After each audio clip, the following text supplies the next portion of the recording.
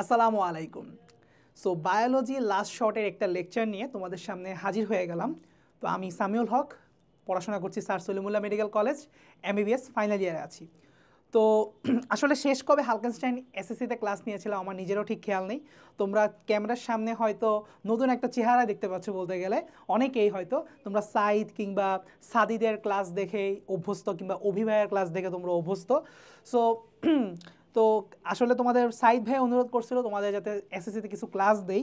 So এই জন্য আসলে টাইম ম্যানেজ করে তোমাদের জন্য আজকে ক্লাসটা নেওয়া। আশা করি তোমাদেরকে ভালো একটা কম্প্যাক্ট ক্লাস উপহার দিতে পারবো, যেই ক্লাস থেকে তোমরা খুব সুন্দরভাবে তোমাদের শেষ সময় রিভিশনটা গুছাই নিতে পারবো, যাতে যেখানে গ্যাপিংস আছে সব কিছু আমি কনসেপ্ট ওয়াইজ তোমাদেরকে গুছাই দেওয়ার চেষ্টা করব। সো শুরু করা যাক দেরি না করে। তো তোমাদের সাথে তো আমার পরিচয়টা দিয়ে নিলাম, ঠিক আছে, যারা চিনো না আর কি, ঠিক আছে। আর যারা হালকেনস্টাইন এইচএসসি চ্যানেল খুব ভালো দেখো তারা হয়তো ভাইয়াকে দেখো রেগুলার, কারণ আমি হালকেনস্টাইন এইচএসসিতে খুব অ্যাক্টিভ মেডিকেল সেগমেন্ট এবং বায়োলজি ডিপার্টমেন্ট নিয়ে কাজ করি। সো বেসিক্যালি আমি মেডিকেল সেগমেন্ট হেড এবং বায়োলজি সেগমেন্ট হেড বলতে পারো। ওকে, সো আমরা শুরু করি আজকের লেকচারটা। তো আমাদের আজকের লেকচারটার আসলে কয়েকটা পার্ট থাকবে ভাইয়া। ফার্স্ট অফ অল হচ্ছে আমরা কিছু কনসেপ্ট রিক্যাপ করব। খুব ফার্স্ট আমরা এই চ্যাপ্টারের মেইন কনসেপ্টগুলো একটু রিক্যাপ করার চেষ্টা করব, যেগুলো জানা থাকলে মোটামুটি যে কোনো কিছুরই উত্তর আমরা 80% করে ফেলতে পারবো। সো এই কনসেপ্ট রিক্যাপটা আমি শুরুতে করে দিব। দেন হচ্ছে আমরা ক খর জন্য কী ধরনের প্রশ্নগুলা জানা থাকলে আমরা মোটামুটি ভালো একটা নাম্বার তুলতে পারবো জ্ঞানমূলক এবং অনুধাবনমূলক প্রশ্নে। তারপরে আমরা টাইপ ওয়াইজ এমসিকিউ সিকিউ এগুলো আলোচনা করবো আর কি, ঠিক আছে। টাইপ ওয়াইজ এমসিকিউ এবং সৃজনশীল নিয়ে আমরা আলোচনা করব। সো মোটামুটি আমরা বলতে পারি আমাদের পড়াশোনার ধাপ বলতে পারি আমরা এই 3 ধাপে আমরা পড়াশোনা করব, তাতে করে আমরা মোটামুটি একটা চ্যাপ্টারে খুব ভালো একটা আইডিয়া পেয়ে যাব। তো শুরুতেই আমি চ্যাপ্টার রিক্যাপ করি। ওকে, সো কনসেপ্ট রিক্যাপ করি। তোমাদের সেল ডিভিশন এই চ্যাপ্টারটার মধ্যে কি কি টপিক আছে? তোমাদের সেল ডিভিশন এই চ্যাপ্টারটা বা কোষ বিভাজন চ্যাপ্টারটার মধ্যে আমরা যদি একটু সুন্দরভাবে আলোচনা করার ট্রাই করি, 2টা কোষ বিভাজন আছে। If I am wrong or not, if I am correct, আমি আশা করি correct, am I correct? So first of all হচ্ছে মাইটোসিস কোষ বিভাজন, যেটাকে অনেক সময় বলা হয় সমীকরণিক কোষ বিভাজন। কেন বলা হয় সেটা আমরা একটু পরেই জানতে পারবো। সমীকরণিক কোষ বিভাজন কিংবা সেল ডিভিশন।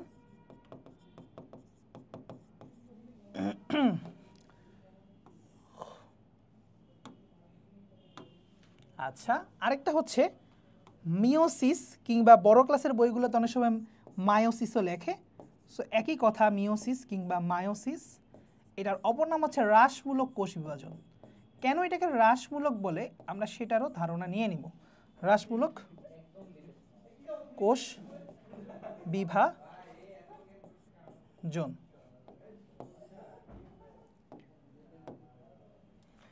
ওকে, তো আমরা মাইটোসিস নিয়ে যদি আমরা একটু ভালো আইডিয়া নিয়ে নিই এবং মিওসিস নিয়ে যদি ভালো আইডিয়া নিয়ে নিই, তাহলে আমাদের মনে হয় অনেকটাই আমরা গুছাই ফেলতে পারবো আমাদের পড়াটা।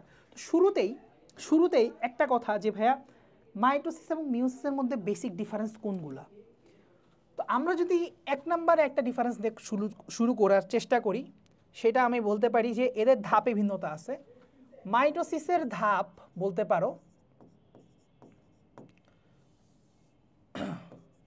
মাইটোসিসের ধাপ বলতে তোমাদের 5টা ধাপ দেখানো হয় তোমাদের বইতে। একটা হচ্ছে প্রোফেজ, আমি মনে হয় বারবার ইংরেজি লিখে ফেলতেছি, সো আশা করি তোমাদের জন্য বাংলাটা লিখলে সুবিধা হবে। ওকে, সো প্রোফেজ। 2 number prometaphase.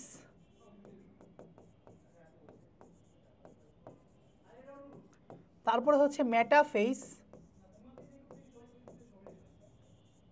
এবং অ্যানাফেজ টেলোফেজ। আচ্ছা, ইংরেজি লিখতেছি বারবারই, কারণ ভাইয়া ইংরেজি লিখে লিখে অভ্যস্ত। অ্যানাফেজ, এটা খুব সম্ভবত অজফলা আকার দিয়ে লেখে। তারপরে হচ্ছে টেলোফেজ। তাহলে এই 5টা দশা কিংবা ধাপ নিয়ে মাইটোসিস কোষ বিভাজনে আলোচনা করা হয়। যদিও এগুলোকে বলা হয় অ্যাকচুয়ালি ক্যারিওকাইনেসিসের ধাপ। ক্যারিওকাইনেসিস, এগুলো অ্যাকচুয়ালি ক্যারিওকাইনেসিসের ধাপ। কারণ মাইটোসিস কোষ বিভাজনটার মধ্যে কিন্তু দুইটা অংশ আছে, একটা হচ্ছে নিউক্লিয়াসের বিভাজন, আরেকটা হচ্ছে সাইটোপ্লাজমের বিভাজন। অর্থাৎ একটা কোষে কি থাকে, নিউক্লিয়াস থাকে মাঝখানে এবং তার চারপাশে সাইটোপ্লাজম থাকে। তাহলে দুইটারই কিন্তু বিভাজন হওয়া লাগবে। একটা কোষের বিভাজন মানে শুধুমাত্র সাইটোপ্লাজমের বিভাজন কিংবা শুধুমাত্র নিউক্লিয়াসের বিভাজন তা কিন্তু না, দুইটার একসাথে বিভাজন। তাহলে আমরা এই 5টা ধাপ যেটা দেখতেছি সেটা হচ্ছে নিউক্লিয়াসের বিভাজন। তাহলে ক্যারিওকাইনেসিস মানে হচ্ছে নিউক্লিয়াসের বিভাজন।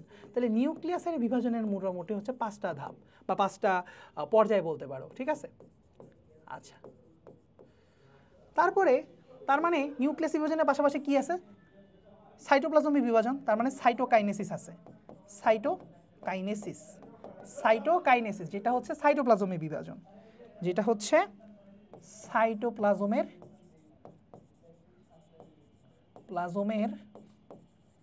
বিভাজন। ক্লিয়ার? আশা করি এতটুকু পর্যন্ত ক্লিয়ার। ওকে, একটা সেকেন্ড হোল্ড। আচ্ছা, বাইরে থেকে কিছু নয়েজ আসতেছিল, সো আমি একটু দরজাটা লক করে দিলাম।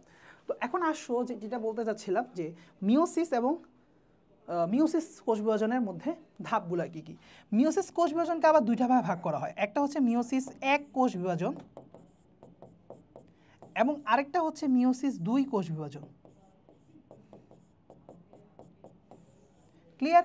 মিওসিস 1 এবং মিওসিস 2।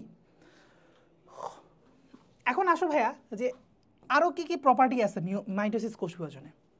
মাইটোসিস কোষ বিভাজনে একটা সেল থেকে তুমি 2টা অপত্য কোষ পাবা, 2টা অপত্য কোষ পাবা, এতে কোনো সন্দেহ নাই। অর্থাৎ একটা মাতৃকোষ থেকে 2টা অপত্য কোষ পাবা।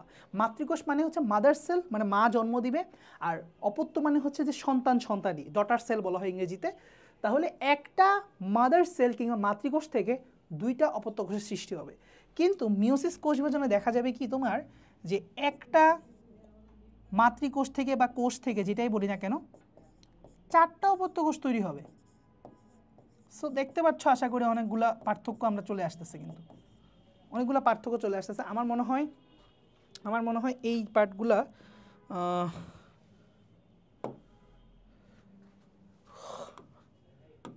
আচ্ছা ওয়েট, আমার মনে হয়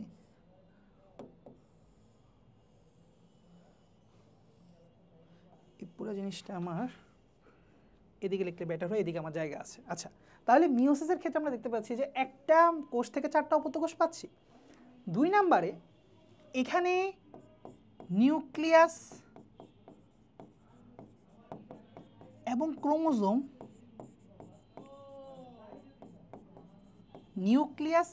ক্রোমোজোম, এই দুইটারই একবার বিভাজন ঘটে। খেয়াল করো, নিউক্লিয়াস এবং ক্রোমোজোম এই দুইটারই একবার বিভাজন ঘটে, একবার ভাগ হয়, একবার বিভাজন হয়, বিভাজন বা ভাগ হয়। কিন্তু এই ক্ষেত্রে দেখা যায় নিউক্লিয়াস 2বার বিভাজিত হয় এবং ক্রোমোজোম, আচ্ছা পুরোটাই লিখলাম বা সংক্ষেপে লিখলাম, ক্রোমোজোম 1বার বিভাজিত হয়।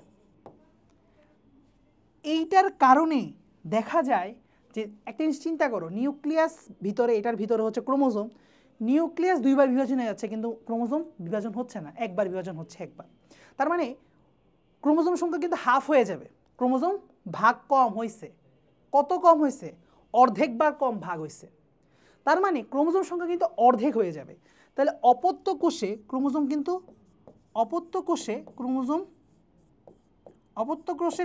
সংখ্যা বা ক্রোমোজোম নাম্বার সেটা হচ্ছে হাফ হয়ে যাবে, হাফ ইন্টু মাতৃকোষের ক্রোমোজোম সংখ্যা।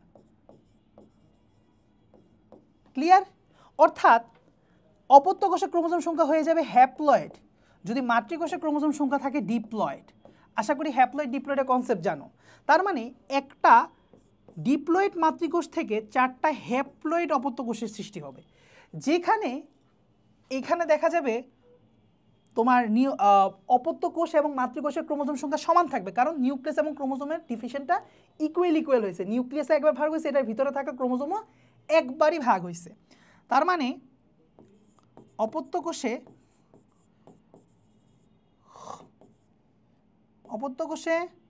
ক্রোমোজোম সংখ্যা ইজ ইকুয়ালস টু মাতৃকোষে ক্রোমোজোম সংখ্যা, ক্রোমোজোম নাম্বার আমি জাস্ট সংক্ষেপে লেখার জন্য লিখছি। তো যেহেতু জিনিসটা চিন্তা করো সমান ক্রোমোজোম সংখ্যা সমান থাকে, মাতৃকোষে যা ছিল অপত্য কোষে গিয়েও ক্রোমোজোম সংখ্যা আমরা সমান পাই, তাই এটাকে বলা হবে সমীকরণিক কোষ বিভাজন। আর যেহেতু এখানে অর্ধেক হয়ে যায় অর্থাৎ হ্রাস পায়, তাই এটাকে আমরা বলবো হ্রাসমূলক কোষ বিভাজন। তাহলে এই ধরনের প্রশ্ন কিন্তু অনুধাবনমূলক প্রশ্নে আসে। সো অনুধাবনমূলক প্রশ্নে আসলে তোমাকে শুরুতেই বলতে হবে এই জিনিসটা যে কেন জিনিসটা আসলে হ্রাসমূলক। প্রথমে বলবা যে ক্রোমোজোম হাফ হয়ে যায়, এখন কেন হাফ হয় সেটা ব্যাখ্যা হচ্ছে এই জায়গায় লুকায় আছে। ক্লিয়ার? আচ্ছা, এখন আমি তোমাদেরকে আরেকটু ক্লিয়ার করি। ডিপ্লয়েড থেকে হ্যাপ্লয়েড হয় আসলে মিওসিস 1 বিভাজনের সময়। মিওসিস 2 বিভাজনের সময় এই হ্যাপ্লয়েডটা হ্যাপ্লয়েডই থাকে। তাহলে আসলে ক্রোমোজোম সংখ্যাটা অর্ধেক হয় কখন? মিওসিস 1-এর সময় অর্ধেক হয়ে যায়। তার কারণটা কি? তার কারণটা হচ্ছে এ সময় নিউক্লিয়াসের বিভাজন ঠিকই হচ্ছে কিন্তু ক্রোমোজোমের বিভাজন হয় না। আর এই সময় মাইটোসিস 2টা হচ্ছে তোমার মিওসিস 2 হচ্ছে কমপ্লিটলি মাইটোসিসের মতো। তোমাদের বইয়ে একটা কথা লেখা থাকতে পারে, সেটা হচ্ছে মিওসিস 2 হচ্ছে একদম মাইটোসিসের মতো, যার কারণে মাইটোসিসে কি হইতেছে যে নিউক্লিয়াস একবার বিভাজন হয়, ক্রোমোজোম একবার বিভাজিত হয়। তাহলে ঠিকঠাক আছে কিনা দেখো, তাহলে যোগফল করো, নিউক্লিয়াস কিন্তু 2বার বিভাজিত হচ্ছে, ক্রোমোজোম একবার বিভাজিত হচ্ছে। তাহলে এই জন্য ইন টোটাল মিওসিসের পরে আমি কি পাচ্ছি? ক্রোমোজোম সংখ্যা হাফ পাচ্ছি। বাট আরও যদি ইন ডেপথে ঢুকি আমরা, তাহলে আমরা জানবো যে মিওসিস 1-এর পরেই আসলে এই ঘটনাটা ঘটে যায়, কারণ হচ্ছে তখন নিউক্লিয়াসের বিভাজন হয় কিন্তু ক্রোমোজোমের বিভাজন হয় না। সো তোমার যখন অনুধাবনমূলক প্রশ্নে আরও ডেপথে ব্যাখ্যা করা লেখার দরকার পড়বে, তুমি তাহলে আরও লিখতে পারবা, তাই তোমাকে ওই নলেজটা জানাই রাখলাম। ক্লিয়ার? সো এইটা হচ্ছে আমাদের মোটামুটি মানে সর্বোচ্চ সামারি আমরা যেটা জানতে পারি। এবং আমরা আরেকটা জিনিস জানলে আমাদের মোটামুটি কাজ শেষ, সেটা হচ্ছে এদের গুরুত্ব। ঠিক আছে? সো এটার গুরুত্ব হচ্ছে কি? দৈহিক বৃদ্ধি, অর্থাৎ দেহকোষে ঘটবে, দৈহিক বৃদ্ধি করবে, ক্ষতস্থান পূরণ করবে, সাইটোপ্লাজম এবং তারপর হচ্ছে তোমার নিউক্লিয়াসের মধ্যে আয়তনের ভারসাম্য রক্ষা করবে, ক্রোমোজোম মাতৃকোষের গুণাগুণ বজায় রাখবে। ঠিক আছে না? কারণ সব কিছু সমান। তারপর হচ্ছে কি কোষের আকার আকৃতি সমান রাখবে, বজায় রাখবে। তো এই ধরনের গুরুত্ব হচ্ছে আসলে মাইটোসিসের গুরুত্ব। আর মিওসিসের গুরুত্ব হচ্ছে জনন কোষের, অর্থাৎ জনন কোষ সৃষ্টি করা, তারপর হচ্ছে জেনেটিক ভেরিয়েশন তৈরি করা, বিভিন্ন বৈচিত্র্য সৃষ্টি করা, ক্রসিং ওভার ঘটানো, এইগুলো হচ্ছে আসলে। তারপর অনেক সময় বলা হয় জনুক্রমে ভূমিকা রাখা, এইগুলো হচ্ছে জনন সংক্রান্ত যত কথাবার্তা আছে সব হচ্ছে মিওসিসের ভূমিকা। তাহলে মনে রাখা কিন্তু খুব একটা কঠিন বিষয় না। সো আশা করি এই 10 মিনিটের কনসেপ্ট রিকভে তোমরা অনেক কিছু শিখতে পারছো। এখন আমরা আসি ক খ ফ্ল্যাশ কার্ডে। তো শুরুতে আসি জ্ঞানমূলকের মধ্যে অ্যামাইটোসিস কি? তোমাদের কাছে কি মনে হয় অ্যামাইটোসিস কি? সো আমরা একটা জিনিস বলে দেই, সেটা হচ্ছে সেল ডিভিশন আসলে শুধুমাত্র 2 প্রকার না। সেল ডিভিশনে আমরা জাস্ট কনসেপ্ট রিক্যাপে বলছি হচ্ছে 2 প্রকার নিয়ে, তোমাদের বইয়ে মেইনলি আলোচনা হয়েছে। বাট সেল ডিভিশন কিন্তু টোটালি 3 প্রকার: অ্যামাইটোসিস, মাইটোসিস এবং মিওসিস। মনে রাখতে হবে অ্যামাইটোসিস জিনিসটা হয় হচ্ছে এককোষী জীবের মধ্যে, যাদের সবচেয়ে ভালো ক্লাসিক্যাল এক্সাম্পল হচ্ছে ব্যাকটেরিয়া এবং সায়ানোব্যাকটেরিয়া, এইসব জায়গায়। ঠিক আছে? এই ছাড়াও অ্যামাইটোসিস কোথায় হয় এটা মনে রাখার একটা টেকনিক আমি তোমাদেরকে জানাই রাখি। তোমাদের বইয়ে সবগুলো লেখার নাম নাই, বাট আমি তাও জানাই রাখি। একটা হচ্ছে মনে রাখবা যে বি দিয়ে হচ্ছে ব্যাকটেরিয়া, এ দিয়ে হচ্ছে এমিবা, ওয়াই দিয়ে হচ্ছে ইস্ট। সো এগুলোর মধ্যেই ইন টোটাল তুমি অ্যামাইটোসিস কোষ বিভাজন পাবা। তার মানে অ্যামাইটোসিস হচ্ছে এক প্রকার কোষ বিভাজন যা এককোষী জীব তথা ব্যাকটেরিয়াতে সংঘটিত হয়, এবং এই ক্ষেত্রে এটাকে বলা হয় প্রত্যক্ষ কোষ বিভাজন। এইটাকে বলা হয় একমাত্র প্রত্যক্ষ কোষ বিভাজন। বাকি দুইটাই হচ্ছে অ্যাকচুয়ালি পরোক্ষ কোষ বিভাজন। কেন? কারণ হচ্ছে প্রত্যক্ষ কোষ বিভাজনে কি হয় যে সরাসরি বিভাজন হয়, অর্থাৎ নিউক্লিয়াস এবং সাইটোপ্লাজম কোনো জটিল মাধ্যমিক পর্যায় ধাপ এগুলো অতিক্রম করা ছাড়াই ডিরেক্ট সরাসরিভাবে নিউক্লিয়াস সাইটোপ্লাজমে বিভাজন হয়। আমরা জানি কোষ বিভাজন মানে কি নিউক্লিয়াস আর সাইটোপ্লাজমে বিভাজন করা, ক্লিয়ার? তাহলে এখানে সরাসরি বিভাজনটা হয়। তাহলে দেখো সংজ্ঞাটা কি বলছে, যেই ধরনের কোষ বিভাজন প্রক্রিয়ায় নিউক্লিয়াসটা প্রত্যক্ষভাবে সরাসরি দুটি অংশে বিভক্ত হয় তাকে অ্যামাইটোসিস বলে। তোমরা চাইলে আরও একটু অ্যাড করতে পারো, যাহা এককোষী জীবে তথা ব্যাকটেরিয়া, সায়ানোব্যাকটেরিয়া এগুলোর মধ্যে সংঘটিত হয়। তাই না? আচ্ছা, তারপরে আসো কোষ বিভাজন কি। দেখো কোষ বিভাজন কাকে বলে। দেখো একটা মাতৃকোষ আছে তোমার কাছে, ধরো হ্যাঁ, এই মাতৃকোষ থেকে যখন কোষ বিভাজন হয় দুইটা অপত্য কোষের সৃষ্টি হয়। তার মানে এখানে অ্যাকচুয়ালি তোমার টার্গেটটা হচ্ছে কোষের সংখ্যা বাড়ানো, কোষের সংখ্যা বাড়ানো, অর্থাৎ সংখ্যা বৃদ্ধি ইজ দ্য আলটিমেট টার্গেট। কোষের সংখ্যা বাড়ানোটাই কিন্তু বাই ডিফল্ট অ্যাকচুয়ালি কোষ বিভাজন। কিন্তু এটা কেন করে থাকে?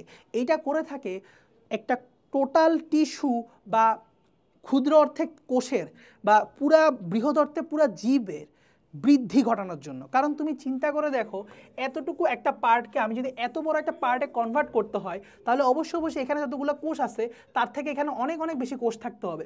অর্থাৎ ওই একটা জীবের বৃদ্ধি ঘটানোর খাতিরে আমাকে কোষ বিভাজন করা জরুরি। এছাড়াও কোষ বিভাজনের আরেকটা গুরুত্ব হচ্ছে জনন প্রক্রিয়া ঘটানোর জন্য, অর্থাৎ চিন্তা করো বংশবৃদ্ধির জন্য।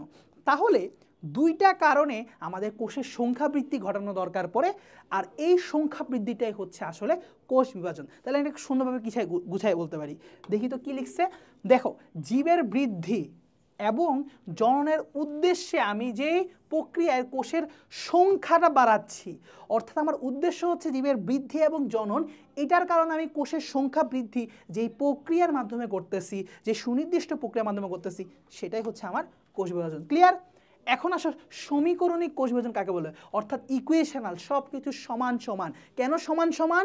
মাতৃকোষের ক্রোমোজোম সংখ্যা ইজ ইকুয়ালস টু অপত্য কোষের ক্রোমোজোম সংখ্যা। এটা কোথায় হয়? এটা হয় মাইটোসিস কোষ বিভাজনে, তাই না? তাহলে সংজ্ঞা কি বলবা? যেই ধরনের কোষ বিভাজনের ফলে সৃষ্ট অপত্য কোষের ক্রোমোজোম সংখ্যা মাতৃকোষের ক্রোমোজোম সংখ্যা সমান থাকে, সেই কোষ বিভাজনকে আমরা সমীকরণিক বলবো। তাহলে দেখো, যেই কোষ বিভাজনের ফলে সৃষ্ট অপত্য কোষের ক্রোমোজোম সংখ্যা মাতৃকোষের ক্রোমোজোম সংখ্যা সমান হয়ে যায়, তাকেই আমরা সমীকরণিক কোষ বিভাজন বলবো। তাহলে এটা কোনটা? মাইটোসিস। কেন হয়? নিউক্লিয়াসে একবার বিভাজন হয়, ক্রোমোজোমে একবার বিভাজন হয়। ক্লিয়ার? এখন আসো, ক্যারিওকাইনেসিস কাকে বলে, এটা প্রশ্ন আসছে। আমি একটু আগে পড়াই ফেলছি। ক্যারিওকাইনেসিস কি? কোষ বিভাজনের মধ্যে দুইটা পার্ট আছে, একটা হচ্ছে নিউক্লিয়াসের বিভাজন, আরেকটা হচ্ছে সাইটোপ্লাজমের বিভাজন। সো ক্যারিয়ন শব্দের অর্থ হচ্ছে ক্যারিয়ন, ক্যারিয়ন শব্দের অর্থ হচ্ছে নিউক্লিয়াস, আর কাইনেসিস মানে হচ্ছে বিভাজন, মানে এই জাতীয় শব্দ। তাহলে নিউক্লিয়াসের বিভাজনকে আমরা কি বলবো? ক্যারিওকাইনেসিস। সাইটোপ্লাজম থেকে সাইটো, তাহলে কাইনেসিস। তাহলে সাইটোকাইনেসিস কাকে বলবো? সাইটোপ্লাজমের বিভাজনকে সাইটোকাইনেসিস বলবো। ক্লিয়ার? সাইটোপ্লাজমের বিভাজনকে সাইটোকাইনেসিস বলবো। এখন আসো ভাইয়া, ইন্টারফেস কাকে বলবো ভাইয়া? এখন তুমি চিন্তা করো, একটা কোষ কি অল টাইম কোষ বিভাজন করতেই থাকবে করতেই থাকবে করতেই থাকবে? তা তো না। তুমি কি সারাদিন কাজ করতে থাকি? আমাদের ঘুমের দরকার পড়ে না? রেস্টের দরকার পড়ে না? এক্স্যাক্টলি, একটা কোষ তার রেস্টিং অবস্থায় থাকে অনেক সময়, কোষ বিভাজন সবসময় করে না। সো এক্স্যাক্টলি বিশ্রামরত দশার নামটা হচ্ছে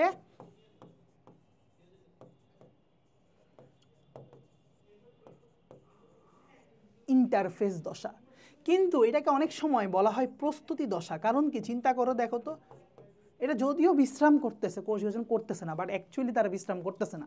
তারা পরবর্তীতে কোষ বিভাজন যে করবে, তার আগে যে ম্যাটেরিয়ালসগুলো তৈরি করা থাকা দরকার, সেগুলো তারা কিন্তু প্রস্তুতি করতেছে। যেমন তুমি কিন্তু পরীক্ষা দিবা কম টাইম, তাই না?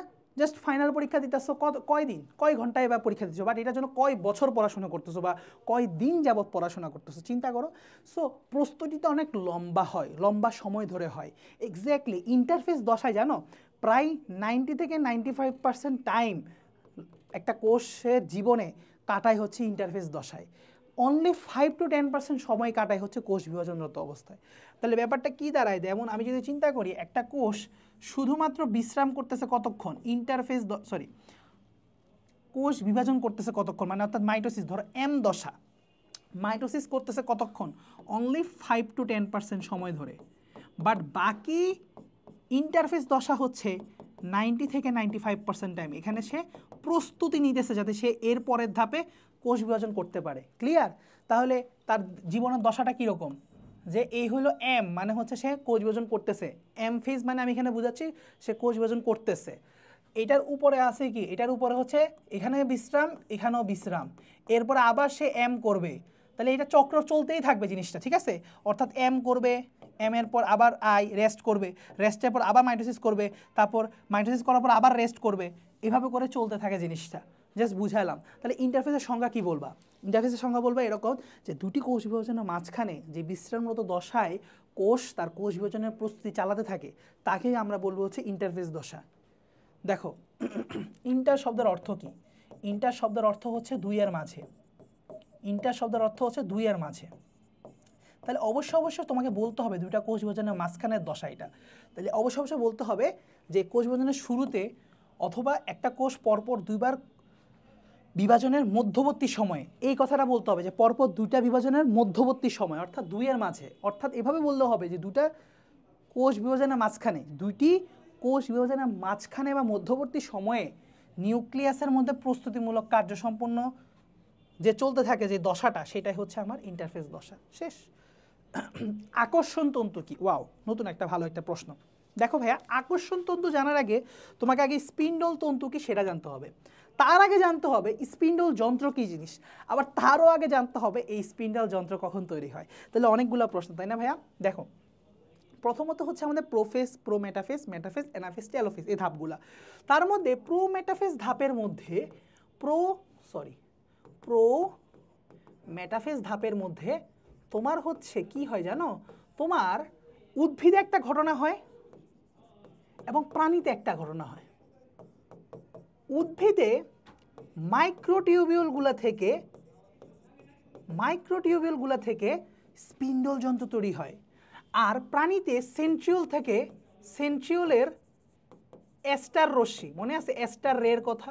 এই এস্টার রে বা এস্টার রশ্মি থেকে এগুলো সবগুলো এসে স্পিন্ডল যন্ত্র তৈরি করে, স্পিন্ডল যন্ত্র বা স্পিন্ডল অ্যাপারেটাস তৈরি করে। তাহলে এই জিনিসটা একটু অনেকেরই কনসেপ্ট ভুল আছে যে প্রাণী আর উদ্ভিদে মনে সব সেম হয় না। প্রোমেটাফেস ধাপে উদ্ভিদে একটা ঘটনা হয়, প্রাণীতে একটা ঘটনা হয়, একটু আলাদা। দুজনেরই স্পিন্ডল যন্ত্র তৈরি হবে প্রোমেটাফেস ধাপে, এটা কোনো সন্দেহ নাই। বাট উদ্ভিদের ক্ষেত্রে তৈরি হবে এটা মাইক্রোটিউবিউল নামক জায়গা থেকে, মাইক্রোটিউবিউল নামক অঙ্গাণু থেকে, আর এটা তৈরি হবে সেন্ট্রিওল থেকে। ঠিক আছে, সেন্ট্রিওলে এস্টার রশ্মি এসে স্পিন্ডল যন্ত্র তৈরি করবে। তো স্পিন্ডল যন্ত্রের মধ্যে চিন্তা করো, স্পিন্ডল যন্ত্রটা দেখতে হয় এরকম, অনেকটা এরকম, স্পিন্ডল বা মাকুর মতো। স্পিন্ডলের বাংলা হচ্ছে মাকু, তাহলে মাকু আকৃতির হবে এরকম, তাই না? সুন্দর হয় নাই? তোমরা আরও সুন্দর করে রাখবা, কম্পাস টম্পাস দিয়ে আরও সুন্দর করে রাখতে পারবা। তো দেখো এই যে আমার স্পিন্ডল যন্ত্র তৈরি হলো, এখানে প্রত্যেকটা ফাইবারকে আমরা বলবো হচ্ছে স্পিন্ডল ফাইবার বা স্পিন্ডল তন্তু। কিন্তু সমস্যা হচ্ছে প্রতিটা তন্তুর সাথে ক্রোমোজোম অ্যাটাচড হয় না। দেখো ক্রোমোজোম অ্যাটাচড হইলো ধরো এই ফাইবারের সাথে আমার ক্রোমোজোমটা যুক্ত হইল, আবার ধরো এই ফাইবারের সাথে ক্রোমোজোম যুক্ত হইল, এটা বাদ আবার এটার সাথে ধরো যুক্ত হইল, আবার ধরো এইটা বাদ আবার এইটার সাথে ধরো যুক্ত হইল। তাহলে চিন্তা করো এইটা স্পিন্ডল তন্তু, আবার এর পাশেরটাও স্পিন্ডল তন্তু, কিন্তু দুইটা স্পিন্ডল তন্তুর মধ্যে পার্থক্য আছে। কেন পার্থক্য? দেখো এই স্পিন্ডল যে তন্তুটা, এইটার সাথে কিন্তু ক্রোমোজোম যুক্ত, এইটাকে বলা হবে ট্রাকশন ফাইবার বা আকর্ষণ তন্তু। ট্রাকশন ফাইবার বা আকর্ষণ তন্তু, কারণ এটা আকর্ষণ করছে কাকে? ক্রোমোজোমকে। তার কারণে ক্রোমোজোমের যে মাঝখানে সেন্ট্রোমিয়ারটা, ক্রোমোজোমের মাঝখানের অংশকে কি বলে? সেন্ট্রোমিয়ার। এই জায়গাটা এই সেন্ট্রোমিয়ারটা কোথায় গিয়ে যুক্ত হয়েছে? তোমার স্পিন্ডল তন্তুর সাথে যুক্ত হয়েছে। তাহলে এই স্পিন্ডল তন্তুটার একটা স্পেশাল নাম হওয়া উচিত, কারণ এ তো যেমন তেমন তন্তু না, কারণ এটার সাথে ক্রোমোজোম এসে যুক্ত হয়েছে, তাই এটার নাম হয়ে যাবে ট্রাকশন তন্তু কিংবা আকর্ষণ তন্তু। তাহলে মনে রাখবা যে স্পিন্ডল যন্ত্রের স্পিন্ডল ফাইবারগুলোর মধ্যে যেই তন্তুগুলোতে এসে ক্রোমোজোমের সেন্ট্রোমিয়ার যুক্ত হয় বা সংযুক্ত হয় তাকেই আমরা বলবো আকর্ষণ তন্তু, অন্যগুলো জাস্ট নর্মাল স্পিন্ডল তন্তু। ক্লিয়ার? অনেক ভালো আশা করি কনসেপ্ট হবে তোমাদের। এখন দেখো যেসব স্পিন্ডল তন্তুর সাথে ক্রোমোজোমের সেন্ট্রোমিয়ার সংযুক্ত থাকে তাকে আমরা আকর্ষণ তন্তু বলে। আমি যা বলছি তাই তো, জাস্ট জিনিসটাকে আরেকটু বুঝিয়ে দিলাম, ক্ল্যারিফাই করে দিলাম। এখন আসা স্পিন্ডল তন্তুকে, আল্লাহ দেখো এই জিনিসটা তো পরে আসলাম যে স্পিন্ডল যন্ত্রের মধ্যে প্রতিটা ফাইবারকে এক মেরু থেকে আরেক মেরুতে বিস্তৃত সবগুলা তন্তুকে, অর্থাৎ এক মেরু থেকে অপর মেরু পর্যন্ত বিস্তৃত সব তন্তুয়ে, সকল তন্তুই হচ্ছে আমার স্পিন্ডল তন্তু। বাট এগুলোর মধ্যে যার সাথে ক্রোমোজোমের সেন্ট্রোমিয়ার যুক্ত সেগুলোকে বলবো আকর্ষণ তন্তু। ক্লিয়ার? স্পিন্ডল যন্ত্রের এক মেরু থেকে আরেক মেরু, এটা হচ্ছে একটা মেরু, এটা হচ্ছে আরেকটা মেরু, এক মেরু থেকে অপর মেরুতে পর্যন্ত বিস্তৃত সকল তন্তুকে আমরা ডাকবো কি? স্পিন্ডল তন্তু। আশা করি ক্লিয়ার। টিউমার কি? টিউমার অ্যাকচুয়ালি অস্বাভাবিক মাইটোসিস কোষ বিভাজনের ফসল। সো বেসিক্যালি এটা হচ্ছে আউটকাম বা প্রোডাক্ট অফ অ্যাবনর্মাল বা অস্বাভাবিক মাইটোসিস কোষ বিভাজন। এটা মাথায় রাখবো আমরা। মাইটোসিস বানানটা ভুল লিখছি, sorry, mitosis cell division. Clear? তাহলে বাংলায় বললে কি বলতে পারি? যে অস্বাভাবিক কোষ বিভাজনের ফলে সৃষ্ট সেল মাসের বাংলা মনে হয় অর্বুদ বা কিছু একটা বলছে। আচ্ছা, এই যে অস্বাভাবিক কোষ বিভাজনের ফলে বা মাইটোসিস কোষ বিভাজনের ফলে, শুধু কোষ বিভাজন বলো সমস্যা নাই, ফলে সৃষ্ট অর্বুদই হচ্ছে আমার টিউমার। অর্বুদ বলতে এখানে একটা মাস বুঝাইছে, একটা থোক্কা বুঝাইছে, ঠিক আছে? আচ্ছা ওয়েট,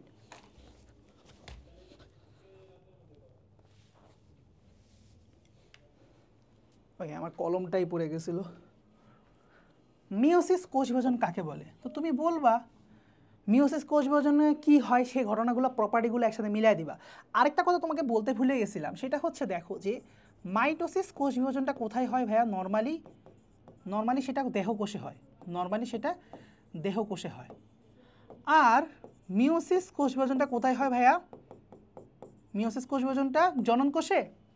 এটা এই উত্তরটা সবাই দেয় ভুলে, বাট আমি তাকে পিটাইতে মন চাই যে এটা কেন বলতেছো? জনন কোষে না, জনন মাতৃকোষ বলতে হবে। কথাটা কি? জনন মাতৃকোষ। কেন ভাইয়া? কারণ হচ্ছে জনন মাতৃকোষ হচ্ছে ডিপ্লয়েড। এইটার মধ্যে তুমি যখন মিওসিস করবা, তখন যে কোষ পাবা সেইটা হচ্ছে জনন কোষ, এবং সেই জনন কোষ হবে হ্যাপ্লয়েড। তাইলে তুমি যদি বলো এইটার মধ্যে মিওসিস হতেছে, তাহলে এটা কি হবে ভাই? এটা তো n/2 একটা কোষ পাবা, যেটা হচ্ছে আনডিফাইন্ড। এরকম কিছু তো হয়ই না। n/2 মানে বুঝো, ধরো 23/2, আমাদের ক্ষেত্রে n এর মান হচ্ছে 23, তাই না? তো 23/2 কোনো সংখ্যা আসতেছে 12.5 আসবে, এটা কি হবে? বা 11.5 আসবে, এটা কি হবে? হবেই না, হবে না। কারণ ক্রোমোজোম সংখ্যা কখনোই ফ্র্যাগমেন্টে হইতে পারে না। একটা দুইটা, ধরো সামিউল ভাইয়া একটা, সামিউল ভাইয়া দুইটা, সামিউল ভাইয়া আড়াইটা হইতে পারে। এ বেটা আমরা ভাগ করে দিবি তোরা, তাই না? এটা সম্ভব না। তাহলে এই হইল মূল ঘটনা। তাইলে সবসময় বলতে হবে মিওসিস কোষ বিভাজন ঘটে হচ্ছে জনন মাতৃকোষে, এবং এইটার ফলে আমার ক্রোমোজোম সংখ্যা অর্ধেক হয়ে যায়। তাহলে তুমি বলবা যে ধরনের কোষ বিভাজনের ফলে অপত্য কোষে সৃষ্ট ক্রোমোজোম সংখ্যা মাতৃকোষের ক্রোমোজোম সংখ্যা অর্ধেক হয়ে যায়, তাকে হ্রাসমূলক কোষ বিভাজনে বলে অথবা মিওসিস কোষ বিভাজনে বলে। এবং আরেকটা প্রপার্টি আছে না, সেই প্রপার্টিটা সহ বলবা যে একটা জন্ম মাতৃকোষ থেকে কয়টা? 4টা জননকোষ তৈরি হয়। তাহলে এটা বলবা যে 4টা অর্ধেক ক্রোমোজোম সংখ্যা বিশিষ্ট অপত্য কোষ সৃষ্টি হয়। সব কিছু মিলাই বলো। দেখো যে বিভাজন প্রক্রিয়া, একটা প্রকৃত কোষ একটা বিশেষ প্রক্রিয়ার মাধ্যমে 4টি অপত্য কোষের পরিণত তাকে মিওসিস বলে। তো এইটার থেকে ভালো হয় কি, তুমি 4টা অপত্য কোষ হচ্ছে এটাও বলে দিলা, পাশাপাশি আরেকটা প্রপার্টিও বলে দিবা, যে ধরো ওই যে অর্ধেক হয়ে যায় যে ওই ঘটনাটার উল্লেখ করে দিবা। তাহলে সংখ্যাটা আরও ফুলফিল হয়। সমস্যা নেই, বইয়ে যে সংখ্যাটা দিয়েছে তোমরা সেটা মেনটেন করে লিখলেও টিচাররা নাম্বার দিবে, কোনো সমস্যা নাই। এখন আসো ক্রসিং ওভার কাকে বলে। ক্রসিং ওভার জিনিসটা হয় কোথায়? মিওসিসে। ক্রসিং ওভার জিনিসটা হয় কোথায়? মিওসিস কোষ বিভাজনে। এবং এইটার ফলেই হচ্ছে আমাদের জেনেটিক ভেরিয়েশন হয়, অর্থাৎ জীববৈচিত্র্য যেটাকে বলি, জীববৈচিত্র্য, ঠিক আছে? বৈচিত্র্য তৈরি হওয়া বা প্রকরণ তৈরি হওয়া, অনেকগুলো ওয়ার্ড ইউজ করে। প্রকরণ, বৈচিত্র্য সৃষ্টির মূল কারণ হচ্ছে মিওসিস কোষ বিভাজনে ঘটে যাওয়া এই স্পেশাল জিনিসটা, যেটার নাম হচ্ছে crossing over. What is crossing over? একটা আরেকটার উপর যদি ক্রস করে ওভার হয়, ওভার মানে একটার উপর উঠে গেছে ক্রস করে, তাহলে সেটাই কি? Crossing over. তাহলে কি ঘটে আসলে? ঘটে হচ্ছে এরকম যে ধরো এইটা একটা ক্রোমোজোম, এইটা একটা ক্রোমোজোম। আমাদের ক্রোমোজোমগুলো নর্মালি জোড়াবদ্ধ থাকে। জোড়াবদ্ধ মানে বুঝো, জোড়াবদ্ধ মানে তোমরা কি বুঝো? জোড়াবদ্ধ মানে বুঝো, ধরো এটা একটা জোড়া, এরকম আরও একটা জোড়া, এরকম আরও একটা জোড়া, এরকম জোড়া জোড়া করে থাকে। তো এরকম আমাদের 23 জোড়া ক্রোমোজোম থাকে, তাই না? কেন আমরা বলি 23 জোড়া? কারণ ক্রোমোজোমগুলো আসলেই জোড়া জোড়া করে থাকি। তো এরকম জোড়া জোড়ে করে থাকা ক্রোমোজোমগুলোকে একসাথে, এই দুটা ক্রোমোজোম একে অপর কি জানো? হোমোলোগাস ক্রোমোজোম কিংবা সমসংস্থ ক্রোমোজোম। যদি নাও জানো কোনো সমস্যা নেই, একটু লিখে রাখলাম, মনে রাখতে পারলে ভালো, বাট না মনে রাখতে পারলে খুব একটা সমস্যা নাই, কারণ এইটা তোমাদের লেভেলে একটু কম আলোচনা করছে আর কি, সমস্যা নাই। সমসংস্থ ক্রোমোজোম। এখন মজার ব্যাপার হচ্ছে কি, এইটা একটা ক্রোমোজোম, এইটা একটা ক্রোমোজোম, এইটা একটা ক্রোমোজোম, কিন্তু ক্রোমাটিড কোনটা? ক্রোমাটিড যদি দেখো, এইটা একটা ফুল ক্রোমাটিড, এইটা আরেকটা ফুল ক্রোমাটিড, এইটা একটা ফুল ক্রোমাটিড, এইটা আরেকটা ফুল ক্রোমাটিড। ক্লিয়ার? খেয়াল করো, একই ক্রোমোজোমের দুইটা ক্রোমাটিড হয় একে অপরের সিস্টার ক্রোমাটিড, অর্থাৎ তারা ভাই বোন, মানে বোন বোন, সিস্টার ক্রোমাটিড। কিন্তু যদি আমি এইটার সাথে এইটার কম্প্যারিজন করি, তাহলে এরা হচ্ছে নন সিস্টার ক্রোমাটিড। অর্থাৎ ক্রোমাটিড দুইটা যদি ভিন্ন ক্রোমোজোমের হয়, ক্রোমাটিড দুইটা যদি ভিন্ন ক্রোমোজোমের হয় তখনই তারা নন সিস্টার ক্রোমাটিড। বাট ক্রোমাটিড দুইটা যদি একই ক্রোমোজোমের হয় তাহলে সেটা হচ্ছে সিস্টার ক্রোমাটিড। ক্লিয়ার? এখন ভাইয়া এত কিছু কেন বোঝাচ্ছেন? কারণ হচ্ছে এখানে সিস্টার নন সিস্টার বোঝাটা ইম্পর্টেন্ট। বেসিক্যালি এই দুইটা নন সিস্টার ক্রোমাটিডের মধ্যে একে অপরে ক্রস হয়ে যায়, অর্থাৎ এরকম এরকম ক্রস হয়ে যায়, একটার সাথে ক্রস হয়। ক্রস হওয়ার ফলে যেটা হয়, জিনের অংশের বিনিময় ঘটে। অর্থাৎ ধরো এটাতে ছিল এই টাইপের একটা জিন, এটা ছিল ধরো ফাঁকা, তাহলে এখন ক্রসিং ওভার করার পরে দেখবা তৈরি হয়ে গেছে কীরকম ক্রোমোজোম জানো? তৈরি হয়ে গেছে এইখানে সাদা, কিন্তু এইটা চলে গেছে হচ্ছে লালটা, এইটা চলে গেছে এদিকে, এটা চলে আসছে এদিকে। তাহলে জিনের বিনিময় ঘটছে এই জায়গায়। যেটা হয় ক্রসিং ওভারের ফলে জিনের বিনিময় ঘটে।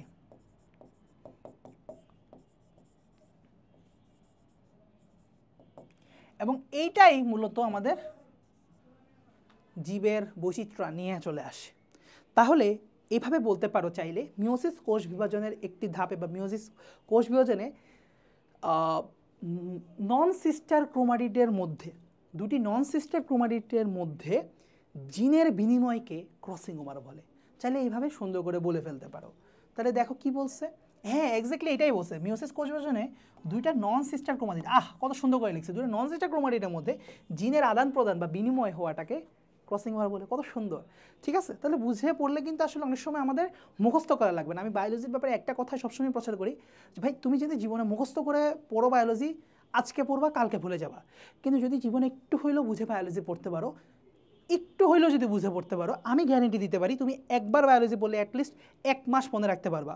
তুমি আরও 2-3 বার রিভিশন করলে দেখা যাবে 6 মাসও মনে রাখতে পারবা। সো জিনিসটা হচ্ছে লংগিভিটির উপর, মানে একটা কথা কি, লংগিভিটি কত দিন ধরে তোমার মনে থাকবে জিনিসটা, এটা মেনটেন করতেছে তোমার কত লজিক্যালি জিনিসটা মনে রাখছো।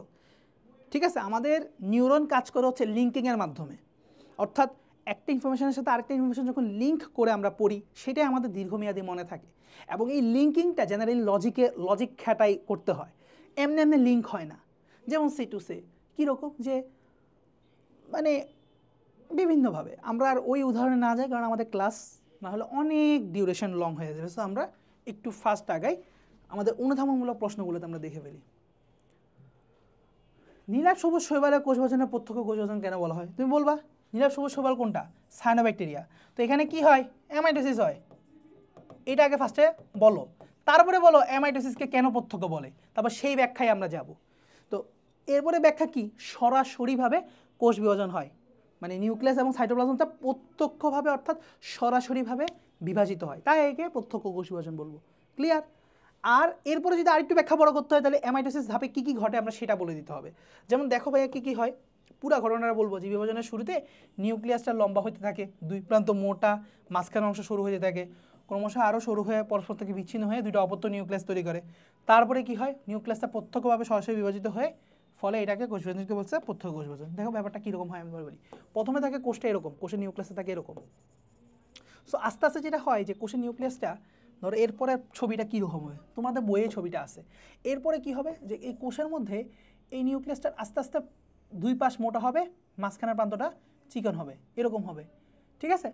তারপরে আরও জিনিসটা এরকম হবে, অর্থাৎ একদম ফুলে যাবে মাঝখানে এবং এইখানে একদম চিকন হয়ে যাবে। তো একটা পর্যায়ে দেখা যাবে কি, মানে একটা পর্যায়ে দেখা যাবে ধরো এইরকম হয়েছে, আর একটা পরে এইরকম হয়েছে। হ্যাঁ, তো একটা সময় আরও সংকোচন হলে কী হবে, দুইটা আলাদা হয়ে যাবে, নিউক্লিয়াস দুইটা আলাদা হয়ে যাবে, তো সরাসরিভাবে বিভক্ত হয়ে গেছে।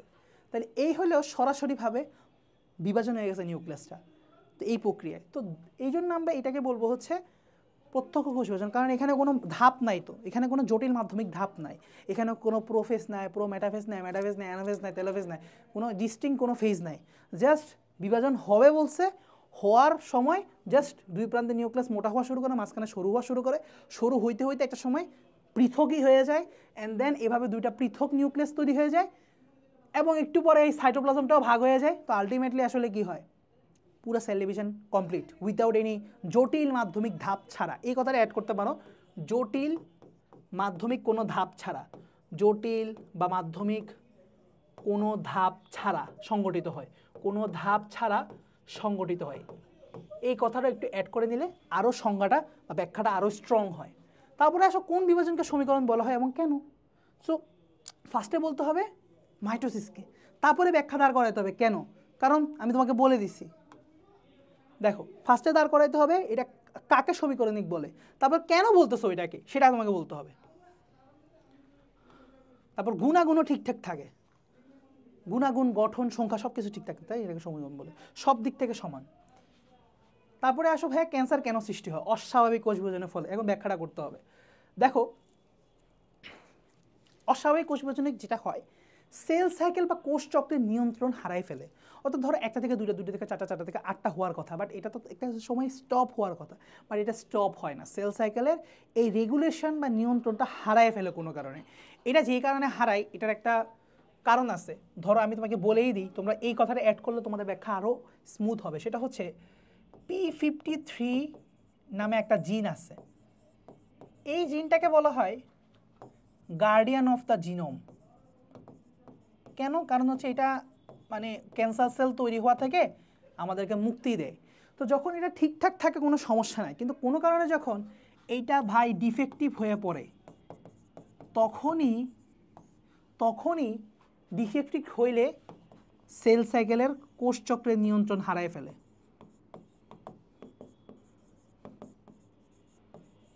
লস্ট বা হারাই ফেলছে। এর কারণে কি হচ্ছে, কোষ বিভাজনের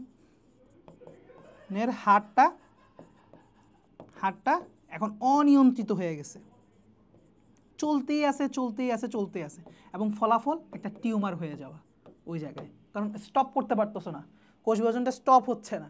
সো এই হচ্ছে মূল ব্যাখ্যা আসলে। তো P53 ব্যাখ্যা সহ আরও আমাদের হায়ার ক্লাসের বইগুলোতে আরও অনেক ব্যাখ্যা আছে, বাট সবচাইতে প্রসিদ্ধ এবং সবচাইতে যে ব্যাখ্যাটা তোমরা লিখলে আরও বেটার হবে তোমাদের সংজ্ঞা বা তোমাদের ব্যাখ্যা, সেটা হচ্ছে P53 জিনের কথা। তোমরা বলবা যে আমাদের একটা কোষে স্পেশাল একটা জিন থাকে যেটার নাম হচ্ছে P53 জিন, এটাকে বলা হয় গার্ডিয়ান অফ দ্য জিনোম। মানে এটা তুমি লিখতে লেখো না লিখলে নাই। সো এইটা আসলে কোষ চক্রের নিয়ন্ত্রণটা বজায় রাখে, অর্থাৎ কোষ কতটুকু পর্যন্ত বিভাজন করবে, এরপরে স্টপ করবে কখন, অর্থাৎ এটা কোষ বিভাজনকে স্টপ করায় যায়, একটা নির্দিষ্ট সময় পরে গিয়ে এটা স্টপ করায় যে না এনাফ, একটু পর্যন্ত করলে হয়ে গেছে, আর কোষ বিভাজন করা লাগবে না। বাট এটা কখন নষ্ট হয়ে যায়, কোনো কারণে যখন এটা ডিফেক্টিভ হয়ে যায়, এটা হইতে পারে বাহ্যিক কোনো কারণে, এটা হইতে পারে জেনেটিক কারণে, যে কারণেই হোক না কেন, কোনো কারণে ডিফেক্টিভ হইলেই সমস্যাটা হয় যে আমার সেল সাইকেলের কন্ট্রোল লস্ট হয়ে গেছে, এখন সেল সাইকেল পাগলের মতো দৌড়াইতেছে, পাগলের মতো কোষ চক্রে কোষ বিভাজন হইতেই আছে, দেন ফলাফল ইজ টিউমার। ক্লিয়ার? এইভাবে সুন্দর করে ব্যাখ্যাটা লিখবা, আর ব্যাখ্যা তো এখানে আসেই, তোমাদের ফর্মেট এখানে আছে। কোন প্রকার কোষ বিভাজনকে সেম টাইপের কোশ্চেন, আমি আর এটা ব্যাখ্যায় যাব না। ফার্স্টে বলবা মিওসিস। কেন? তোমাকে একদম শুরুতে কনসেপ্ট ম্যাপিংয়ে আমি বলে দিছি উত্তরটা। জিনগত বৈচিত্র্য সিস্টেম মিওসিস কেন গুরুত্বপূর্ণ, কারণ মিওসিসে ক্রসিং ওভার হয়। এবার ক্রসিং ওভার মানে কি, এটা ব্যাখ্যা করো, বলো নন সিস্টার কি সিস্টার কি, এগুলো ব্যাখ্যা করতে করতে কিন্তু তোমার আসলে চলে যাবে, মানে কি বলবো, খাতা ভরে যাবে। সো হয়ে যাবে। সো তুমি ক্রসিং ওভার থেকে কেন জিনগত বৈচিত্র্য আসে, কারণ হচ্ছে জিনের বিনিময় হয়, নন সিস্টার ক্রোমাটিকগুলোর মধ্যে জিনের বিনিময় হয়। ঠিক আছে, এইভাবে করে তুমি বর্ণনা করে দিবা। এই তো আমাদের মোটামুটি জ্ঞান অনুধাবনের ফর্মুলা আমরা পেয়ে গেছি। এখন আমরা টাইপ ওয়াইজ সিকিউ এবং এমসিকিউ সলভ করার দিকে আমরা অগ্রসর হই।